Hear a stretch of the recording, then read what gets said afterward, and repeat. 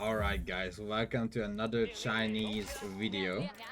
Now it's gonna be very important that what we are talking about China and why is it so important to talk about China again. Because there were a few people didn't understood a few little things. So when you play China, you don't need to immediately research wheelbarrow example. So I gonna do a rundown what I was really talking about and what you should have understand when I was making the Chinese video. The most important is to make sure you have the Imperial Academy in time. And with that, also it is really important to have the like here you can build the Imperial Academy. It's gonna touch the mill and the wood, right? That's the most important. So now we are just aiming at the correct age up timing with multiple villagers as well that we're gonna build, and that's it. So this is the easiest part so far when you are just building up your economy, sending the villagers left to right. This is the easiest part. I gotta achieve the 400, 200 very soon, and I'm gonna drop here in Imperial Academy. Also at the same time, I'm playing on Danube Divide. This map was created with Karyu on the ideas of mine. I give the ideas to Karyu and he created this map. I'm really bad at map creating, so thank you so much again, Karyu, for helping out making a really competitive map that we might see in the future on tournaments. I hope so, just like Fishy and Marshes got reworked as well. So, China again. Why is it so important to have connected your mill and wood with the Imperial Academy?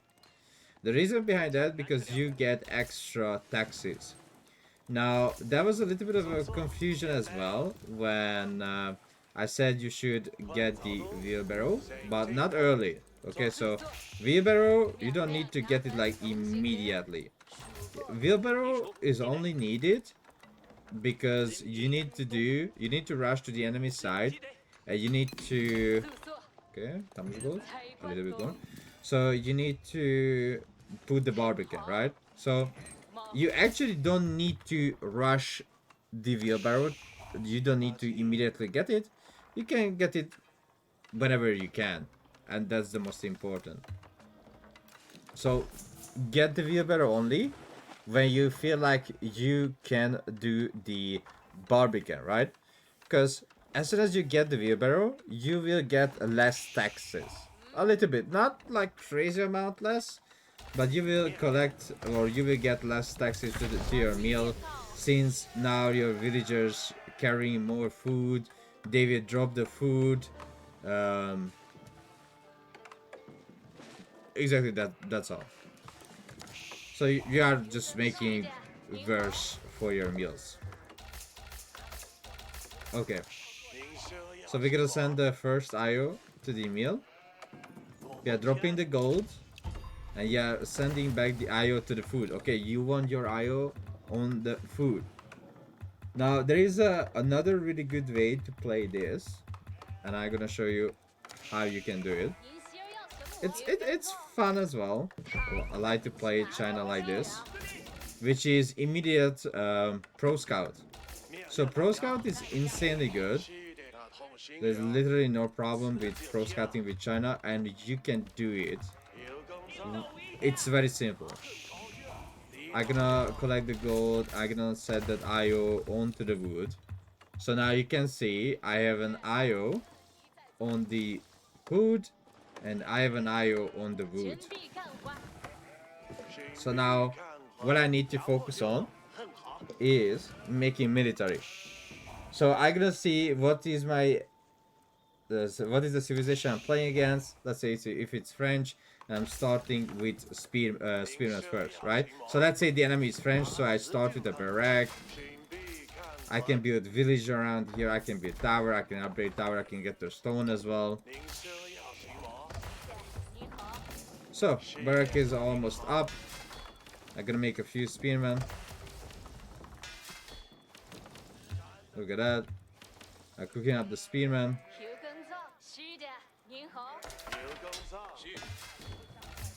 I'm gonna make sure all my villagers are protected.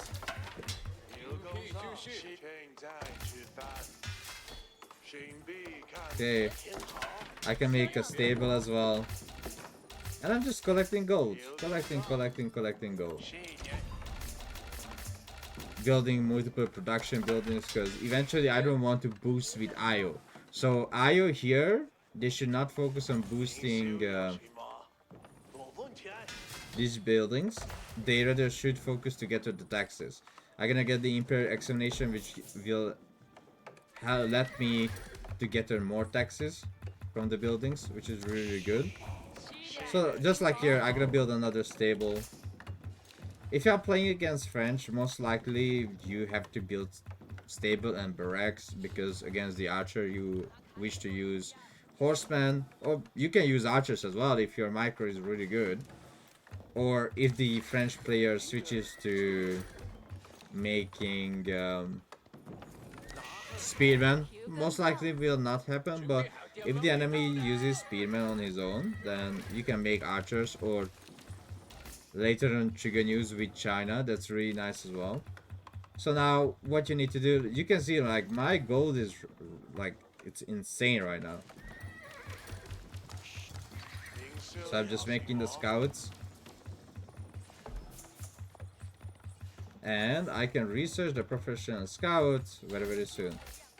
Right now I research the professional scout. I have the spearman, I have the horseman, so I'm just protecting myself for a little bit passive to, but we're gonna get the professional scout, and we will get all the deers around the mill. We are not rushing the wheelbarrow immediately yet. If your wood is way too much than what you should supposed to have, you can even put like 1 or 2 farm around your mill. You can build more production buildings, you can add extras. Professional scout is done. You press T or click on this little icon, click on the mill, and start collecting the deers around the map. Drop it there, and just keep making military, just keep making units.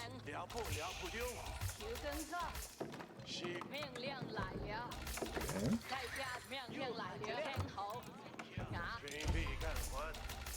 So as you can see, we just collected 135 gold from the gold vein, and after that we are just focusing on to the passive gold, aka the tax. Well, we are making, you can make archers, right? There is no problem in making archers. We are making horsemen, making archers. You can even get upgrade for survival techniques or horticulture. So you are building up your military, and when you are feeling that you are ready to do Barbican on the enemy, that's gonna be the time when you start researching wheelbarrow.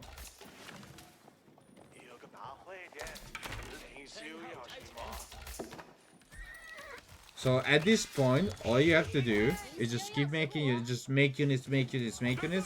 You're gonna have a huge army, right? You're gonna have a scout as well with your army.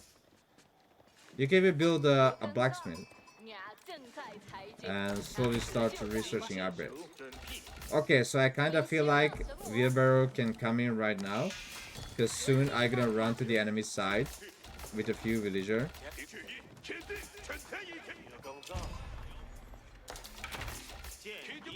I'm gonna have the food as well, which is amazing. So I can even put like a textiles in as well. I'm gonna drag a few villagers and my army, and I'm going to the enemy side.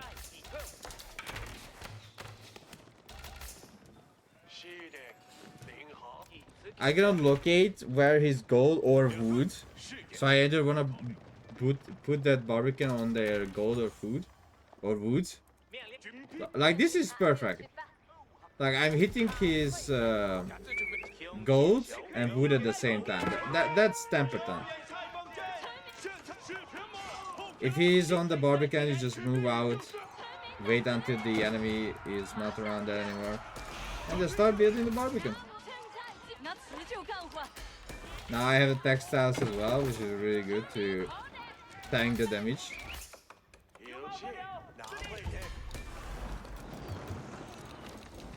And just keep making units. You build up your Barbican. And now, what important it is that you will make villagers way much faster.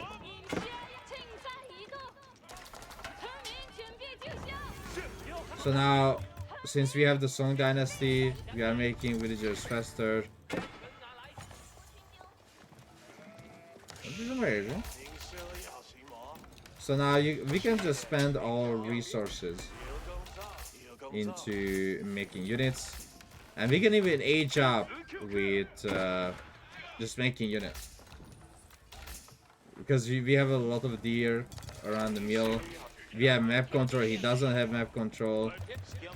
Like at this point, you can even steal his resources or from his side of the map. As China, you don't need to always play Feudal, but this style of Chinese is the aggressive China. So this is not the 2TC. You can play 2TC China as well. There's no problem playing 2TC China, but this special build is rather focusing onto achieving H3. While you are not focusing to get a gold, because your Imperial official just running around and they are collecting the taxes. You don't even. This is all you have to do with your Imperial official. One Imperial official on the wood, supervisor wood. The other one is on the wood, and literally that's all you have to do. That's all you have to do. While you are making archers. So the reason why I'm not making Chiganyu, because Chiganyu right now, it would focus on stealing my gold away. But because I'm making archers, and maybe you can get blacksmith upgrades as well. So I'm making archers, I can at the same time I can even age up, right? Because I'm not stealing the gold away from the army.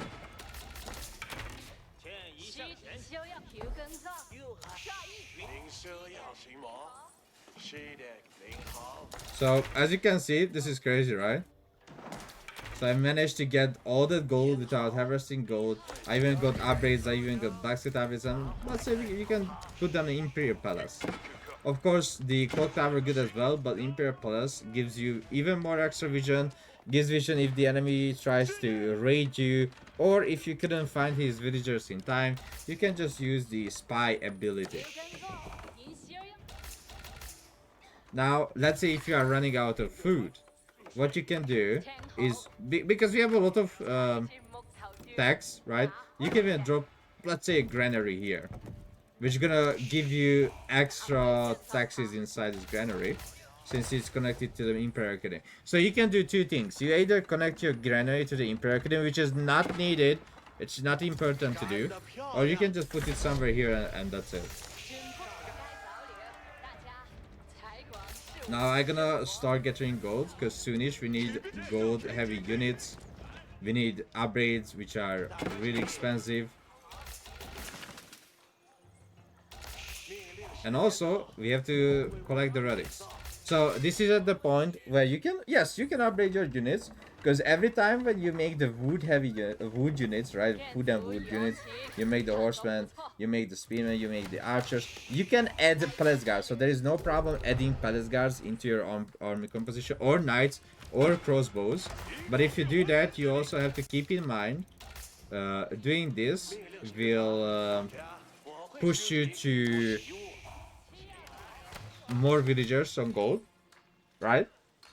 So right now I need to focus on three different resources. So now I have one IO on food, one IO on wood, and one IO on gold. What you don't need to do, so if this mill runs out, I don't put IO on granary. I don't at all. Later on, you don't use the IOs to boost the granary, you just let them to collect taxes. And you use your IOs like this, okay? One on stone, one on gold, and one on wood. That's all you need to do with IOs. It's not that hard to understand. So again, one on gold. If you need to get a stone, one on stone, and always one on wood. That's all you have to do with IOs.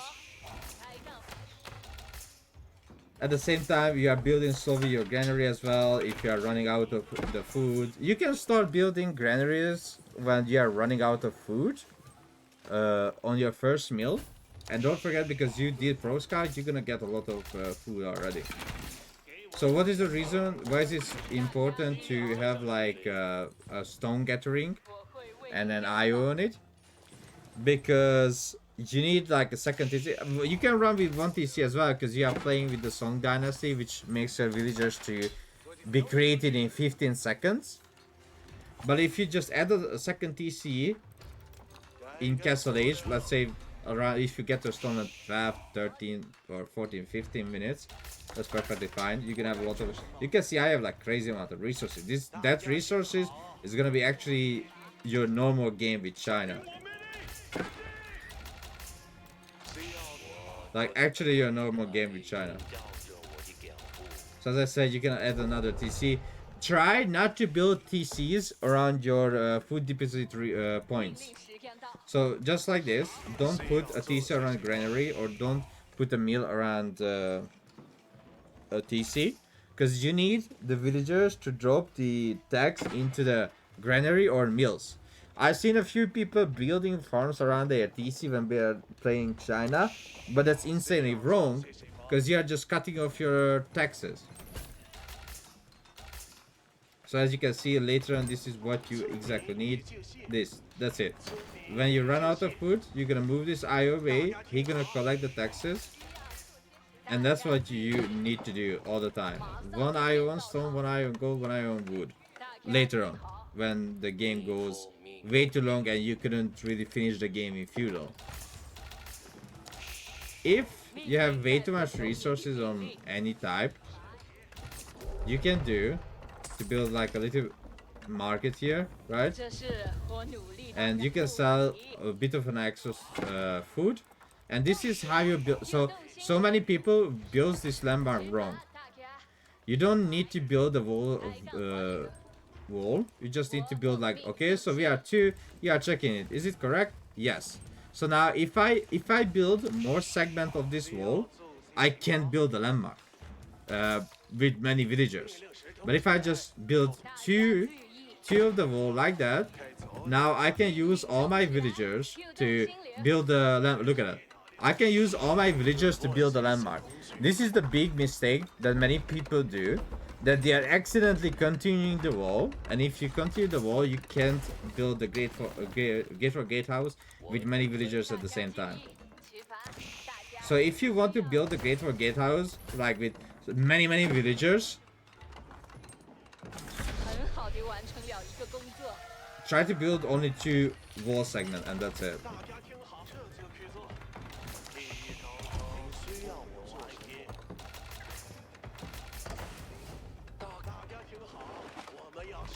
So in Imperial, you have one of the best hand cannons in the game, because you have the Chinese hand cannon, which has 1.5 extra range compared to other hand cannons, which is insane. So you can pair up this with the Yuan Dynasty, which I'm gonna show you. So usually what I do, for me, Yuan Dynasty is the last dynasty. So I go Tang, Song, Ming, and back to Yuan. Yuan is the best dynasty you can have in this game for China, because the extra movement speed also affects the villagers. And IOs as well. As you can see, my IO is running faster, which means if you help them to collect the taxes better as well. So now you paired up with having the Yuan Dynasty, and you're gonna get a hand cannoneer.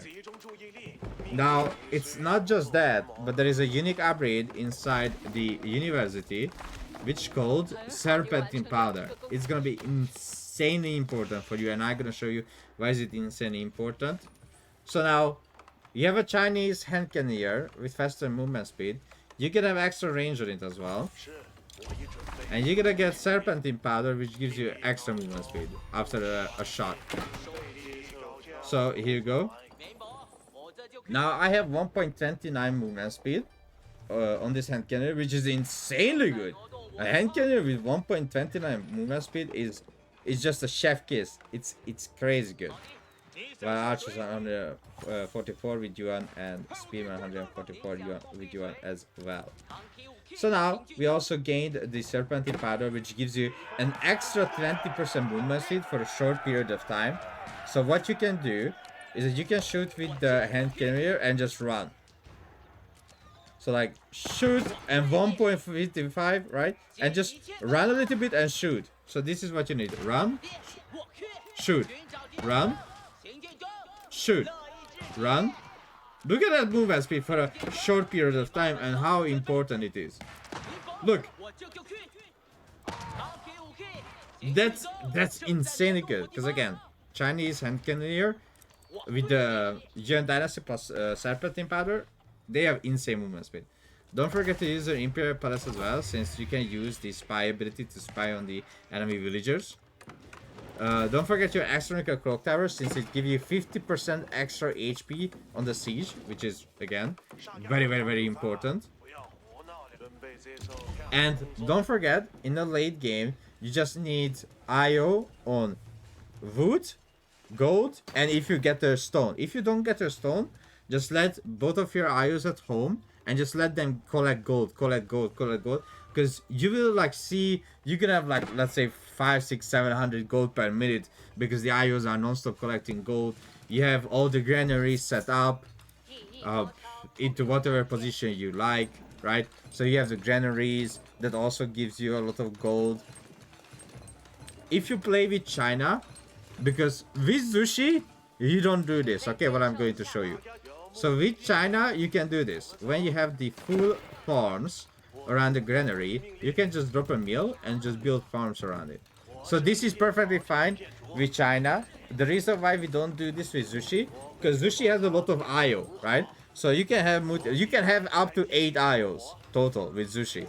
So what you do with Zushi, you put 3 IOs on 3 granary and let the other 3 IO to do whatever, right? So Zushi becomes a little bit more complicated because they have more IOs, you have to more things to do. But because you are playing China, you don't have to do that. You just put a mill, put farms around it, and that's perfectly fine. Because as soon as you build the second layer of farms, it's just horrible. If you're Zushi, it's fine. If you're China, you'd rather want to build a mill and build farms around it than having a second layer of farms around the granary, because you are actually getting more food with just like having stuff like this. You will actually get more food.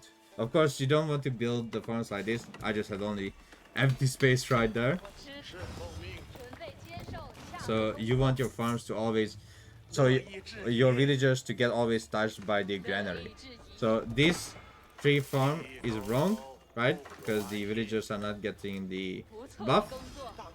But the farms on the rest of them is perfectly fine. And you can even do like really good granaries. Let's say like do this and you put another granary here. That's perfectly fine. Or you can build your granaries and just try to build mills around it, so you will make sure those villagers are dropping the food to the closest resource deposit building, which is the mill. So in the late game, you really need Palace Guards. Palace Guards is going to be your #1 unit. People hate Palace Guard because how insanely strong they are, because of their movement speed. And because you are on Yuan Dynasty, if I have a barrack, I don't make a barrack. So because you are a Yuan Dynasty, those Palace Guards will run with 1.58 movement speed, which again, that's insanely good, insanely strong. So you're gonna see Palace Guard is out, and look at that, 1.58. Now it's not just that they have 1.58, because they have a unique upgrade called Battle Hardened. You also increase the Palace Guard HP by 30, so they have 1 less armor compared to a normal Manatar, but they have a lot of HP, which is very important. So you can see they have 242 HP with 4-5 armor, and the biggest like the best thing about the Elite Palace Guard is their movement speed. So you can just rush into the enemy base and you can just slaughter the villagers. And also at the same time they are really good at tanking as well. And you have the hand cannoneers, which is one of the best hand cannoneers in the game with a insane range. And again, the movement speed that I'm gonna showcase once again. So as you can see, look at the movement speed for a short period of time. And that short period of time is enough for you to do kiting non-stop. So what you really try to achieve is hand cannoneer, palace guard. You can even make a few siege, clock tower, nest of bees, or clock tower bombard. There's no problem, of course, making horsemen, but you will just swim in gold when you are just playing China. If you are playing against heavy cavalry civilization that makes only knights, like or slugtas, right? Slugtas or knights, then of course you rather need to make spearmen. You can make spearmen mixing in with palace guard, so spearmen, palace guard together, and horsemen. But what you really need to focus on to make sure you always have hand cannoneer. You always have hand cannoneer, and when you unlock Ming Dynasty, you can make a few grenadiers as well, because they are such a great unit. I love grenadiers. So this is China with early no gold harvesting into castle, into Imperial, how to build a landmark, where to build the landmarks, to always use the abilities to get vision, to understand where the enemy villagers are. So I hope you're gonna have a better chance playing China on the ranked ladder.